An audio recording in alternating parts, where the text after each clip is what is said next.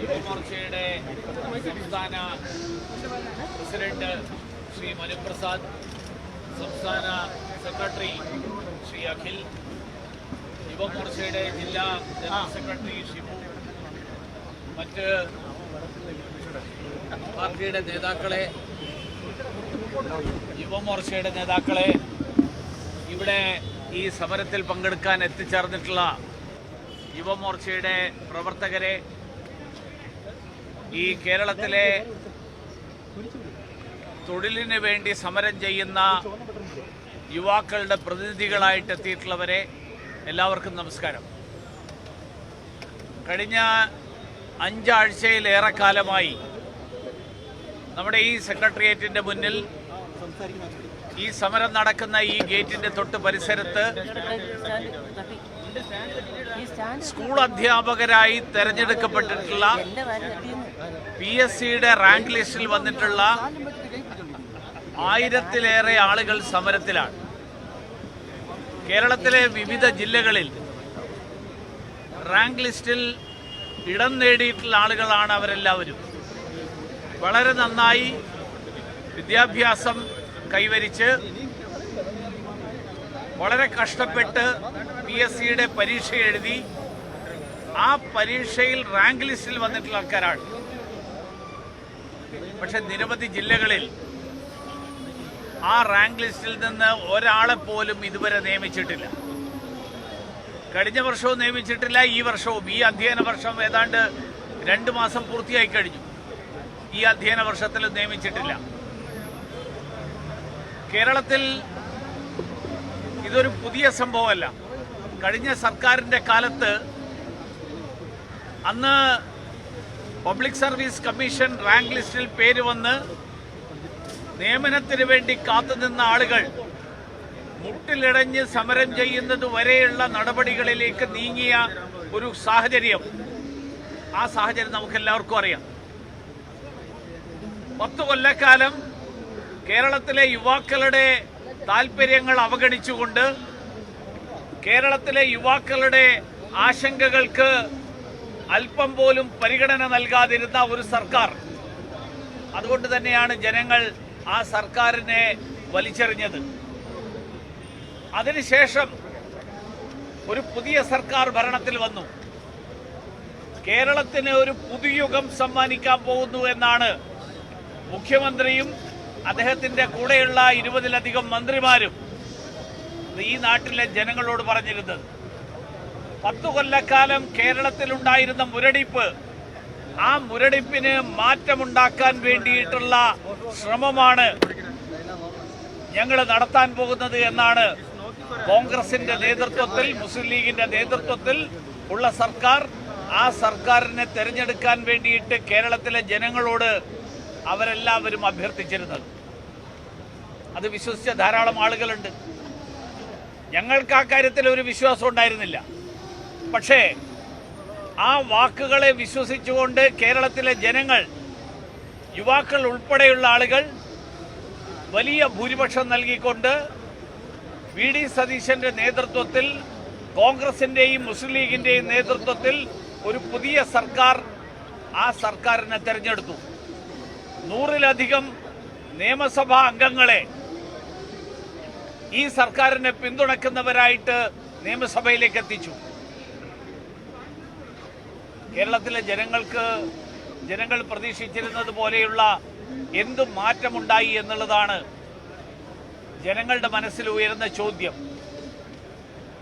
Public service commission ഭരണഘടനാപരമായിട്ടുള്ള ഒരു സ്ഥാപനമാണ്. ആ ഭരണഘടന നിബന്ധനകൾക്കനുസരിച്ച് പ്രവർത്തിക്കേണ്ട സ്ഥാപനമാണ്. സുതാര്യത ഉറപ്പുവരുത്തേണ്ട സ്ഥാപനമാണ്. എല്ലാവർക്കും നീതി ലഭ്യമാകുന്നു എന്ന് ഉറപ്പാക്കേണ്ട ഒരു സ്ഥാപനമാണ്. അതാണ് ഭരണഘടനയുടെ അന്തസ്സത്ത. പക്ഷേ ആ അന്തസ്സത്തെ കാറ്റിൽ പറത്തുന്ന നയസമീപനങ്ങളാണ് ഈ സർക്കാർ വന്നതിന് ശേഷവും PSCയുടെ ഭാഗത്തു നിന്നുണ്ടായിക്കൊണ്ടിരിക്കുന്നത്. കഴിഞ്ഞ സർക്കാരിന്റെ കാലത്തുണ്ടായിട്ടുള്ള നിരവധി തെറ്റുകൾ ഞങ്ങൾ തിരുത്താൻ പോവുകയാണെന്നാണ് ഈ സർക്കാരിനെ തെരഞ്ഞെടുപ്പിൽ ഭരണത്തിലേറ്റാൻ വേണ്ടിയിട്ടുള്ള കാരണമായിട്ട് കോൺഗ്രസിന്റെയും മുസ്ലിം ലീഗിന്റെയും നേതാക്കന്മാർ ജനങ്ങളോട് പറഞ്ഞിരുന്നത്. എന്ത് മാറ്റം വരുത്തി? കേരളത്തിലെ പബ്ലിക് സർവീസ് കമ്മീഷനിൽ ഇപ്പോഴും 21 പേരുണ്ട്. കേരളത്തിലെ ജനസംഖ്യ കഷ്ടിച്ച് 4 കോടിയാണ്. ഉത്തർപ്രദേശിലെ ജനസംഖ്യ 20 കോടിയാണ്. 20 കോടി 2021 കണക്കാണ്. 2021 സെൻസസ്, ആ കാലഘട്ടത്തിലെ സെൻസസ്. പുതിയ സെൻസസ് നടക്കുമ്പോൾ ആ സംഖ്യ ഒരു 24 കോടിയൊക്കെ ആവുമെന്നാണ് അനുമാനിക്കപ്പെടുന്നത്. അവിടെ പബ്ലിക് സർവീസ് കമ്മീഷനിലാകെ 12 അംഗങ്ങളേ ഉള്ളൂ. മഹാരാഷ്ട്രയിൽ 11 കോടി 12 കോടിയാണ് മഹാരാഷ്ട്രയിലെ ജനസംഖ്യ. ഇന്ത്യയിലെ ഏറ്റവും വ്യവസായവൽകൃതമായിട്ടുള്ള സംസ്ഥാനങ്ങളിൽ ഒന്നാണ് മഹാരാഷ്ട്ര. ഇന്ത്യയുടെ സാമ്പത്തിക തലസ്ഥാനമായിട്ടുള്ള മുംബൈയാണ് അതിന്റെ തലസ്ഥാനം. മഹാരാഷ്ട്രയിലെ പബ്ലിക് സർവീസ് കമ്മീഷനിൽ 12 പേരേ ഉള്ളൂ. കേരളത്തിലെ 4 കോടി ജനങ്ങളുള്ള കേരളത്തിൽ 21 പേരെ എന്തിനാ പബ്ലിക് സർവീസ് കമ്മീഷനിൽ നിയമിച്ചിരിക്കുന്നത്? കേരളത്തിലെ അത്രയധികം ഉദ്യോഗാർത്ഥികളെ തെരഞ്ഞെടുക്കാൻ വേണ്ടിയിട്ടാണോ?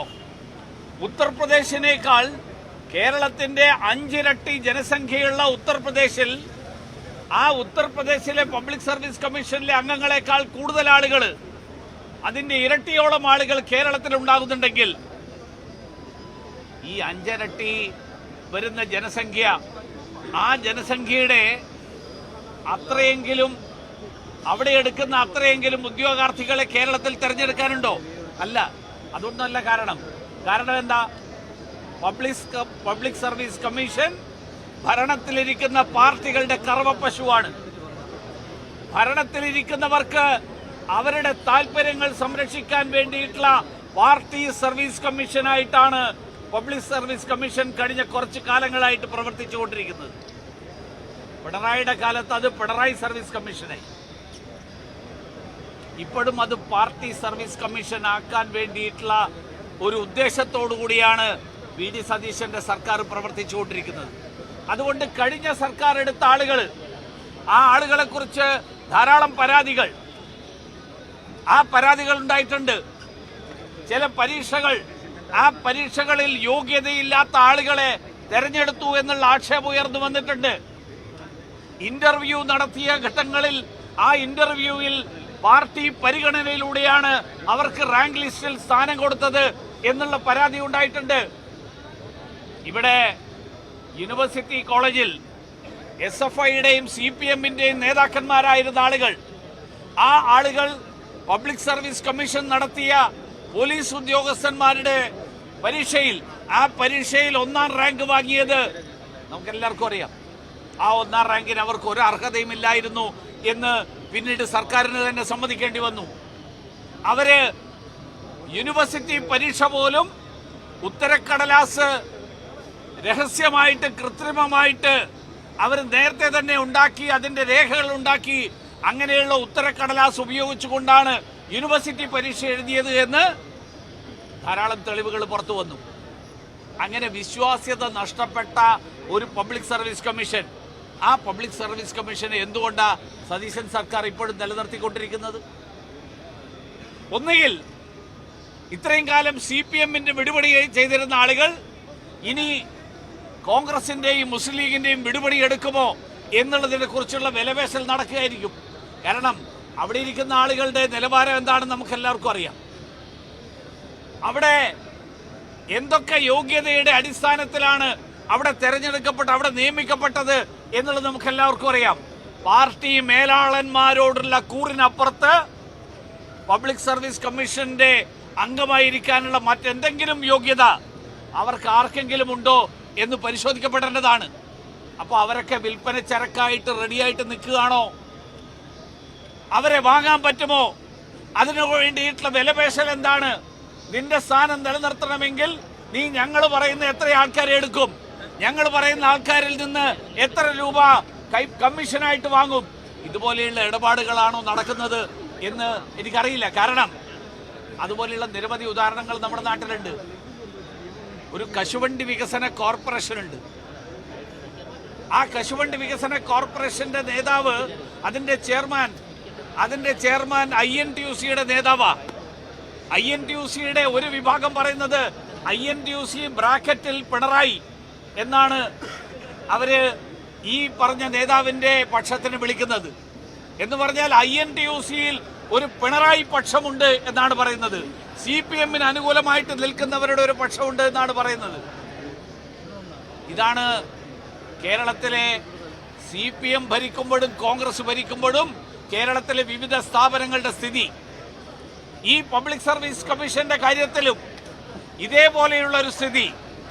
ആ സ്ഥിതി സ്വീകരിക്കാൻ വേണ്ടിയിട്ടാണോ ഈ വിലപേശലിന് വേണ്ടിയിട്ട് ഇങ്ങനെയുള്ള ഒരു ശ്രമം നടത്തുന്നത്?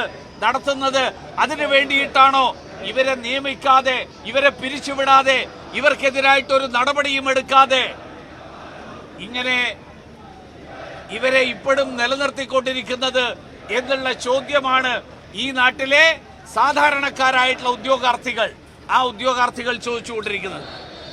പബ്ലിക് സർവീസ് കമ്മീഷനെതിരായിട്ടുള്ള അന്വേഷണം നടക്കുന്നു എന്നാണ് പറയുന്നത്. ആ അന്വേഷണവുമായിട്ട് ഞങ്ങൾ സഹകരിക്കുന്നുണ്ട് എന്നാണ് PSC ഔദ്യോഗികമായിട്ട് ഇപ്പൊ വിശദീകരണം നൽകിയിരിക്കുന്നത്. കേരളത്തിലെ ക്രൈംബ്രാഞ്ച് അന്വേഷിക്കുന്നു എന്നാണ് പറയുന്നത്. കേരളത്തിന്റെ പോലീസിന്റെ സംവിധാനം അന്വേഷിക്കുന്നു എന്നാണ് പറയുന്നത്. കേരളത്തിന്റെ പോലീസ് സംവിധാനത്തെ കുറിച്ച് നമുക്ക് എല്ലാവർക്കും അറിയാം. ഈ അർജുൻ ആയങ്കി നാട്ടിലെ 1-ാം നമ്പർ ക്രിമിനലാണ്. കേരള പോലീസിന് പക്ഷേ അയാളെ തൊടാൻ പേടിയാ. കാരണം എന്താ? ഒന്നുകിൽ തൊടാൻ പേടി, അല്ലെങ്കിൽ പോലീസിനെ സംബന്ധിച്ചിടത്തോളം ഇപ്പോഴും പോലീസ് പിണറായി വിജയന്റെ പോലീസായിട്ട് തുടരുന്നു. VD സതീശന്റെയും രമേശ് ചെന്നിത്തലയുടെയും നിയന്ത്രണത്തിലായിട്ടില്ല. 10 കൊല്ലക്കാലം ആരൊക്കെയാണോ രാഷ്ട്രീയ യജമാനന്മാരായിരുന്നത് അവരുടെ നിയന്ത്രണത്തിൽ ഇപ്പൊ തുടരുകയാണോ? അവരാണ് അന്വേഷിക്കുന്നത്.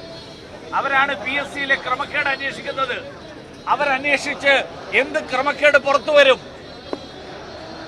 മാത്രമല്ല, റാങ്ക് ലിസ്റ്റുകളുടെ കാലാവധി, ആ റാങ്ക് ലിസ്റ്റ് പരീക്ഷ കഴിഞ്ഞ് ഫലം പുറത്തു വരാൻ എടുക്കുന്ന സമയം, ധാരാളം ആധുനികമായിട്ടുള്ള സംവിധാനങ്ങൾ, ആ സംവിധാനങ്ങൾ ഇതിനകം നിലവിലുണ്ട്.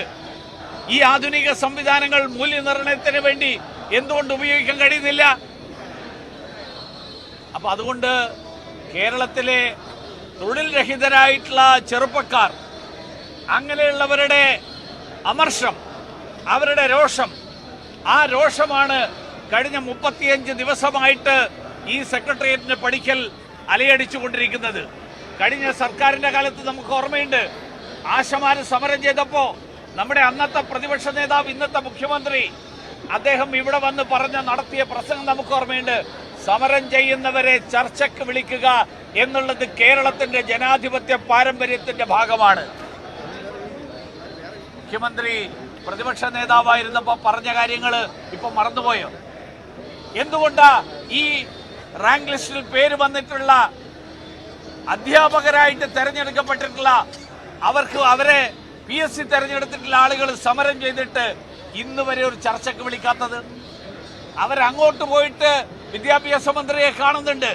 അവരെ കാണുമ്പോഴൊക്കെ നിഷേധാത്മകമായിട്ടുള്ള സമീപനം, ആ സമീപനമാണ് സർക്കാരിന്റെ ഭാഗത്ത് നിന്നുള്ളത്. അതുകൊണ്ട് യുവമോർച്ച ഇന്ന് ആവശ്യപ്പെടുന്നത് ഈ കാര്യത്തിൽ അടിയന്തരമായിട്ടുള്ള നടപടികൾ ഉണ്ടാകണം. ഭാരതീയ ജനതാ പാർട്ടിക്ക് ആവശ്യപ്പെടാനുള്ളത് ഇവരെ ചർച്ചയ്ക്ക് വിളിക്കണം. അവരുമായിട്ട് അവരുടെ ആവശ്യങ്ങൾ എന്താണ് എന്നുള്ളത് അനുഭാവപൂർവ്വം പരിഗണിക്കണം.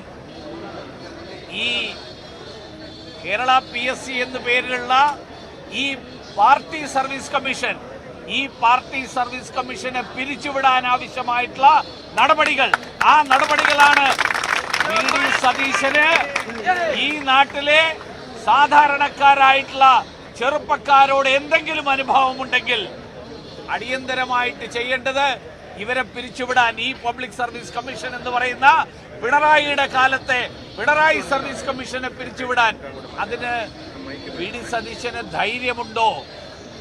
VD സതീശൻ അത്ര എളുപ്പത്തിൽ നടക്കുന്ന ഒരാളല്ല. കാരണം 10 കൊല്ലക്കാലം VD സതീശനെ സംരക്ഷിച്ച് നിർത്തിയത് പിണറായിയാണ്. എന്താ പുനർജനി കേസിൽ പിണറായിയുടെ കാലത്ത് ഒരു അന്വേഷണത്തിന്റെ റിപ്പോർട്ട് പുറത്തു വരാതിരുന്നത്? പുനർജനി കേസ് പിണറായിയുടെ ക്രൈംബ്രാഞ്ച് അന്വേഷിച്ച് ഒരു കുറ്റവും കണ്ടുപിടിച്ചില്ല. അത് കഴിഞ്ഞ് രമേശ് ചെന്നിത്തല വന്നപ്പോ രമേശ് ചെന്നിത്തലയുടെ പോലീസ് വി ഡി സതീശന്റെ കേസ് അന്വേഷിക്കുക. എങ്ങനെയുണ്ടാവും? യജമാനന്റെ കേസ് അന്വേഷിക്കാൻ ആ യജമാനന്റെ കീഴിലുള്ള പണിക്കാരൻ അന്വേഷിക്കാൻ പോയി കഴിഞ്ഞാൽ എന്തായിരിക്കും സ്ഥിതി? വളരെ ക്ലീൻ ചിറ്റ് കൊടുത്തു. വി ഡി സതീശൻ ഒരു കുറ്റവും ചെയ്തിട്ടില്ല. വി ഡി സതീശൻ കുറ്റം ചെയ്തിട്ടുണ്ട് എന്ന് പറയാൻ ധൈര്യമുള്ള ഏതെങ്കിലും പോലീസ് ഉദ്യോഗസ്ഥൻ കേരളത്തിലെ പോലീസിൽ ഉണ്ടാവോ? അങ്ങനെയുണ്ടെങ്കിൽ, അങ്ങനെ ശ്രമിച്ചു കഴിഞ്ഞാൽ കേരളത്തിലെ പോലീസിൽ അയാൾ നിലനിൽക്കുമോ? അപ്പൊ സ്വാഭാവികമാണ് ഇവർ തമ്മിലുള്ള ഒത്തുകളി. അതിന് പകരമാണോ പിണറായി നിയോഗിച്ച ആളുകളെ ഞങ്ങൾ സംരക്ഷിക്കാം, എന്റെ കാര്യം നിങ്ങൾ നോക്കണം? ഈ പരസ്പര ധാരണ കേരളത്തിൽ കുറെ കാലമായിട്ട് നടക്കുന്ന ഈ ഒത്തുകളിയിൽ കേരളത്തിലെ യുവാക്കളെ ബലിയാടുകളാക്കി മാറ്റാനുള്ള നീക്കം, ആ നീക്കം യുവമോർച്ചയും ഭാരതീയ ജനതാ പാർട്ടിയും അനുവദിക്കില്ല എന്ന് മാത്രം സൂചിപ്പിച്ചുകൊണ്ട് ഈ സമരം ഔപചാരികമായിട്ട് ഉദ്ഘാടനം ചെയ്യുന്നു. എല്ലാവർക്കും സമരത്തിന്റെ അഭിവാദ്യങ്ങൾ നേരുന്നു. ഈ സമരത്തിന് ഇവിടെ നടത്തുന്ന ഈ അധ്യാപകരുടെ റാങ്ക് ലിസ്റ്റിലുള്ള കുട്ടികൾ നടത്തുന്ന, ഉദ്യോഗാർത്ഥികൾ നടത്തുന്ന സമരത്തോട് ഭാരതീയ ജനതാ പാർട്ടിയുടെ ഐക്യദാർഢ്യം പ്രഖ്യാപിച്ചുകൊണ്ട് ഞാൻ എന്റെ വാക്കുകൾ അവസാനിപ്പിക്കുന്നു. എല്ലാവർക്കും നമസ്കാരം. കൂടുതൽ വാർത്തകൾക്ക് news 18 Keralam YouTube channel subscribe ചെയ്യുക.